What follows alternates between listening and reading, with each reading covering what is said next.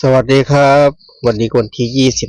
25พฤศจิกายนปี68นะครับคลิปนี้ก็สายของวันอังคารนะครับเนาะคลิปนี้จะวันในทางของฮานอยนะครับให้ติดทางช่องที่เป็นคอฮานอยนะครับวันนี้วันอังคารนะครับเนาะมีฮานอยมีทุกวันนะครับฮานอยส่วนช่วงเช้าก็ของรัฐบาลไทยก็ลงให้แล้วนะครับเนาะของเซียนใจดีนะครับเนาะทางที่ดีเป็นนั่นจากเซียนใจดีนะครับคลิปนี้เป็นของฮานอยนะครับต้องให้จีทางช่องที่เป็นคอฮานอยนะครับศึกเล็กศึกเป็นน้อยเงินพันมันเนาะค่าเวลารอเงินรอศึกใหญ่ศึกเป็นแสนนะครับเนาะก็วันจันทร์หน้านะครับเนาะที่นี่ออกตรงกับวันจันทร์นะครับเนาะสำหรับรัฐบาลไทยครับเนาะไล่มาเลยเนาะ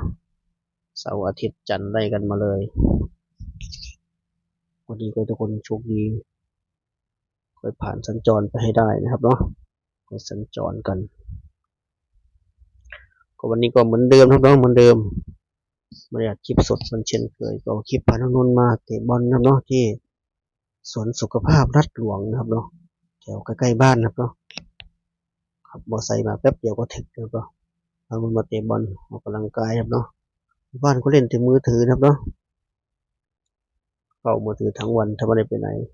ก็เป็นบรรยากาศมาเตะบอลเสร็จก่อนกลับบ้านก็เหมือนเดิมครับเนาะไปให้อาหารปลาก่อนเหมือนทุกครั้งทุกคลิปครับเนาะปลาก็เยอะมากครับเนาะให้เท่าไหร่ก็ไม่พอเนาะปลาเยอะจริงๆปลานิลปลาตะเพียนครับเนาะปลาดุกปลาช่อนมีหมดครับเนาะมีหมดแต่ปลาสวายไม่ค่อยมีนะที่นี่ครับเนาะปลาสวายไม่ค่อยมีปลาตะเพียนปลานิลนะเยอะมากครับเนาะถือว่ามาเที่ยวก็ได้ทางผู้เดินในตัวเหมือนเดิมเนาะเหมือนเช่นเคยเป็นวิธีแนวทางครับเนาะแนวทางที่ย้ำทุกครั้งครับเพราะว่าเป็นเพียงแค่แนวทางเท่านั้นครับเนาะมันจะเป็นน้อยลาวไทยเนาะมันจะมาเป็นเพียงแค่แนวทางเท่านั้นโปรดใช้วิจารณญาณในการรับชมรับฟังนะครับชอบก็จัดขัดก็ผ่านนะครับเนาะย้ำว่าไม่มีใครสามารถแนวทางถูกได้ทุกวันนะเป็นไปไม่ได้นะว่าถูกผิดเขากันไปเหมือนเดิมเหมือนเช่นเคยนะครับวันนี้ถูกใจก็ขึ้นเวทีนะวันนี้ไม่ถูกใจก็ข้ามไปนะครับเป็นความบันเทิงเหมือนเดิมประเด็นรู้ผลเมื่อวานก่อนนะครับเมื่อวานทางรอบ5 โมงแล้วก็มีคนใหม่เข้ามายังไม่รู้ว่าแนวทางที่บอกซ้ำให้ไปเป็นแนวทางฮานอยรวมนะครับตั้งแต่5 โมงเย็นถึง1 ทุ่ม3 รอบนะครับเนาะชอบรอบไหนจัดรอบนั้นนะครับเนาะชอบรอบไหนจัดรอบนั้นเลยถ้าของรอบอื่นก็แสดงว่าไม่มีโชคเหมือนเช่นเคยนะครับก็รอบ5 โมงครับแล้วรอบพิเศษที่เขาเรียกกันนะครับเนาะ3 อรหันต์ตอนเย็นพิเศษปกติ VIP เนาะที่เขาเรียกกัน3 อรหันต์ตอนเย็น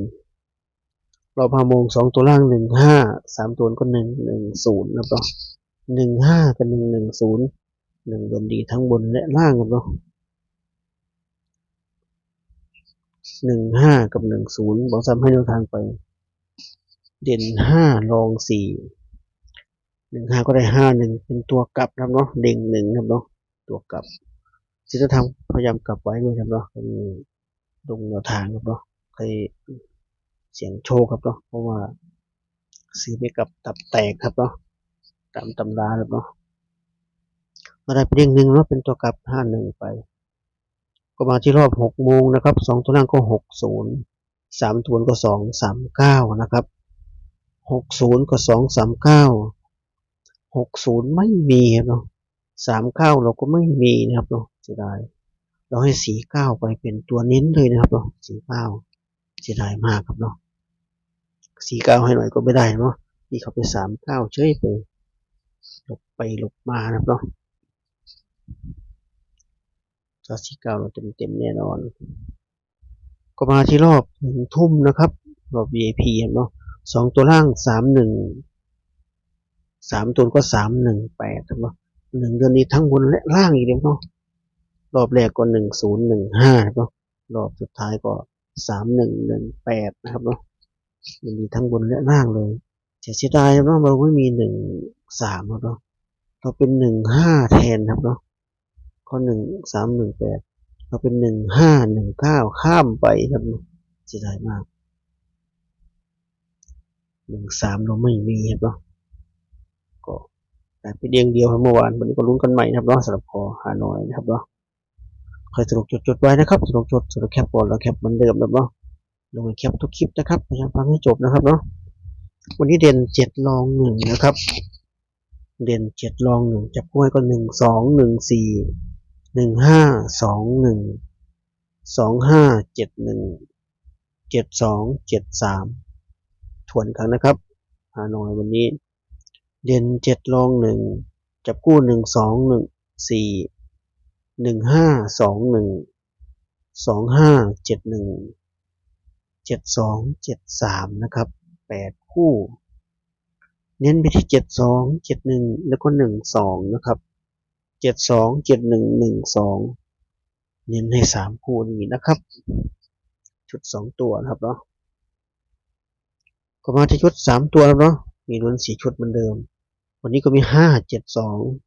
571 512 524นะครับ4ชุดนะครับเนาะ4ชุดนี้เน้นไปที่572 571 512นะครับเน้นที่3ชุดนะครับก็ครบถ้วนแล้วสำหรับทางของฮานอยวันนี้เนาะที่25นะครับเนาะเร็วมากเลยแป๊บเดียวจะสิ้นเดือนแล้วเนาะจะรีบไปไหนครับเนาะเร็วจริงๆอีกหน่อยก็ปีใหม่นะครับเนาะเร็วมากครับเนาะใครที่จะทำอะไรก็รีบทำนะครับเนาะเร็วจริงๆประมาณนี้ครับเนาะก็ครบถ้วนทั้งชุด2ตัว3ตัวนะครับเนาะสำหรับคอฮานอยนะครับเนาะชอบรอบไหนจัดรอบนั้นนะครับเนาะถ้าใครไม่ชอบที่บอก3เน้นให้เลือกคูณได้เลยบอก3เน้นไม่แม่นเลยเมื่อวานเน้น19ก็ไปออก15แทนก็เลือกคูณได้เลยนะครับเนาะบอก3เน้น72 71 12ก็ไปจัด25 24 14อะไรก็ได้ครับเนาะเลือกเอานะครับเนาะเลือกเอาทางหลัง13ออกบ่อยครับเนาะทางหลังออกบ่อยมากครับเนาะ1331มาแทบทุกวันครับเนาะแทบทุกวันเลยอยู่พักไม่กี่วันก็มา13ออกบ่อยมากครับเนาะวันนี้จะมาอยู่ไหมลุ้นไปด้วยกันครับเนาะประมาณนี้ครับเนาะถ่ายคลิปก็เหมือนเดิมเนาะคนงบน้อยตัวนี้นะครับ72 7112นะครับจัดไปให้งบน้อยครับเนาะลงทุนผมไม่ได้ลุ้นถ้ามันลุ้นปากเปล่าก็ไม่มั่นก็ติดไปรวมนิดนึงครับเนาะติดไปรวมนิดนึงแต่ถ้ามีตัวชอบข้ามไปนะครับชมความบันเทิงเหมือนเดิมฝากไว้คลิปนี้จนคลิปหน้านะครับเนาะคลิปนี้ก็สวัสดีครับ